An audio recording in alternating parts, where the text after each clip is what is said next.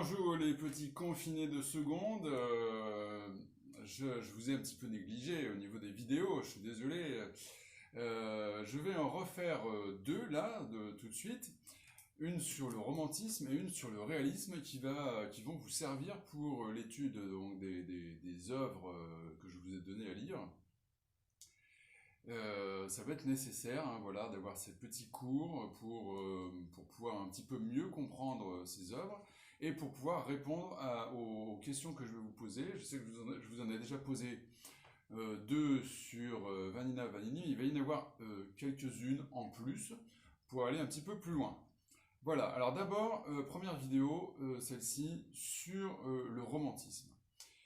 Alors pourquoi sur le romantisme? Eh bien parce que Stendhal est à la jonction, on pourrait dire, entre le mouvement romantique et le mouvement réaliste.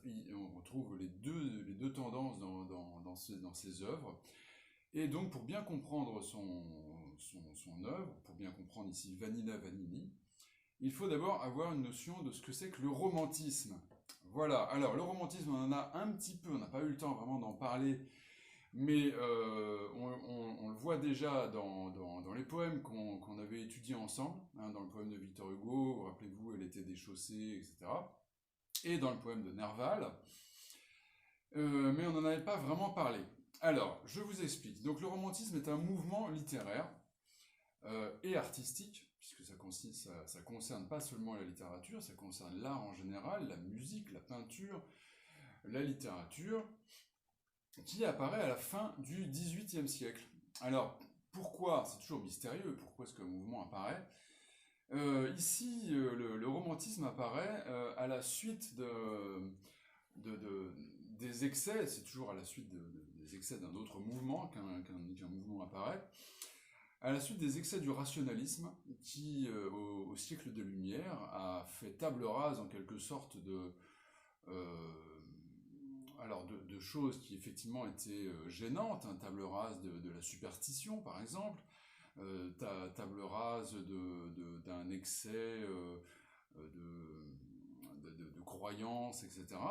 Mais il fait table rase aussi quelque part de la poésie. Il a évacué en quelque sorte la poésie qu'il pouvait y avoir dans le monde. Alors j'exagère un petit peu évidemment, mais en gros c'est à cause de ça. Et aussi, donc, ce triomphe de la raison s'est accompagné de la révolution industrielle, comme vous le savez, et donc d'une société de plus en plus matérialiste, de plus en plus asservissante, on pourrait dire, un monde aussi coupé de la sagesse naturelle. Et donc, les artistes, à la fin du XVIIIe siècle, réagissent, notamment en Allemagne et en Angleterre, avec des œuvres qui vont développer la sensibilité, l'émotion et le goût pour la nature et pour le mystère, un retour au mystère, un retour au mysticisme, on pourrait même dire. Hein. Alors, en France, on a Rousseau, d'abord, Madame de Staël, Chateaubriand, par exemple, hein, qui écrivent des œuvres où les passions sont exaltées, des œuvres qui mettent en avant le moi de l'individu. Et l'art, donc avec le romantisme, va permettre aux artistes d'exprimer beaucoup plus librement leurs sensations et leurs aspirations personnelles. Alors ici, je ne vais pas vous faire un cours complet sur le romantisme parce qu'en fait, je cherche plutôt à cibler ce qui va vous être utile dans l'étude de Stendhal. Donc je vais passer sur tous les grands thèmes qui ne sont pas immédiatement utiles. Je vais peut-être les évoquer rapidement, mais je ne vais pas les développer trop. Donc ces thèmes, je vous les donne quand même un petit peu en vrac, et je vais surtout développer un thème particulier. Donc on a l'exaltation du moi, le goût de la solitude, le sentiment de la nature, hein, qu'on a vu chez Hugo par exemple, mais on a aussi la fuite du temps, le désir d'absolu, le goût de l'exotisme, et le mystère, le rêve, le merveilleux. Bon. Et puis bon, vous avez aussi le thème du vague des passions, mais je ne vais pas trop m'attarder non plus dessus, puisque pour Stendhal, en tout cas pour Vanilla Vanini, ça ne concerne pas vraiment cette œuvre. Ce qui m'intéresse surtout, que vous reteniez en seconde, là, dans cette partie de l'année, c'est l'exaltation du moi. Voilà. Donc l'exaltation du moi, c'est une expression passionnée des sentiments personnels, comme l'amour, la mélancolie, le désespoir. Et à cette exaltation du moi s'ajoute, surtout chez Stendhal ici, une notion qu'on appelle l'énergeia. Energeia, c'est un terme grec qui signifie la force en action. Donc l'énergeia, c'est l'énergie, la volonté de réussir, qu'on retrouve chez les héros stendhaliens, le désir de défier l'adversité. Alors on voit ça beaucoup chez Julien Sorel dans Le Rouge et le Noir, que vous n'avez pas lu, alors ça intéresserait plutôt les premières. Et puis un goût de l'originalité, un goût du danger, une audace, une ambition très importante, inspirée en grande partie par Napoléon, la figure historique de Napoléon, qui a influencé toute la génération romantique. C'était une espèce de héros, un exemple, un modèle à suivre par son audace, par son courage, par sa dimension épique. Donc le héros romantique, le héros stendhalien en particulier, est marqué par l'audace, la ferveur, la passion, la déraison même.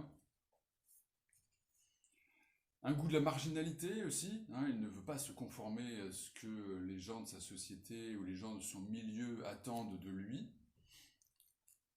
Un mépris aussi de l'argent, bien souvent, y compris quand les personnages, et surtout finalement quand les personnages sont déjà riches, comme c'est le cas dans Vanilla Vanini. Un mépris de l'argent, un mépris du confort et de la sécurité bourgeoise. Une fierté donc, une fierté qui s'accompagne d'un égocentrisme, d'un égoïsme même parfois, et de beaucoup d'orgueil. Voilà, ça c'est très important. Les héros romantiques sont très orgueilleux, mais c'est un orgueil quand même très dynamique, très positif on pourrait dire, puisque c'est un orgueil qui les pousse à être très courageux, qui les pousse aussi à avoir une certaine noblesse d'âme, qui les incite à faire des actes héroïques, exceptionnels, inattendus.